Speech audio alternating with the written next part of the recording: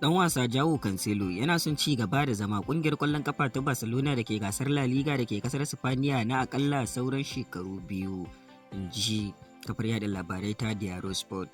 Dan wasan bayan na gefen dama na tawagar kasar Portugal yana sha'awar barin kungiyar kwallon kafa ta Al Hilal da ke gasar Saudi Pro League da ke kasar Saudi Arabia na dindindin, kuma a shirye yake ya rage albashinsa domin ya ci gaba da zama kungiyar kwallon kafa ta Barcelona.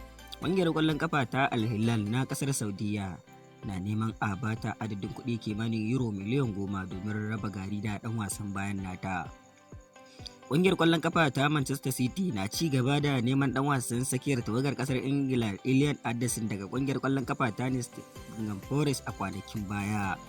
Ƙungiyar Intercity na sanar da cewa abokiyarta wato Manchester United na ci gaba da kira ga ɗan wasan tsakiyar ɗin, amma da nada Enzo Maresca a matsayin sabon kwacin kungiyar kwallon kafa ta Manchester City. Yanzu kungiyar ta Manchester City su sake dawowa zawarcin dan wasan tsakiyar din. Shin a ganin ku a wannan rikicin na cikin gida na Manchester, su waye za su yi nasara kan siyan dan wasan tsakiyar din?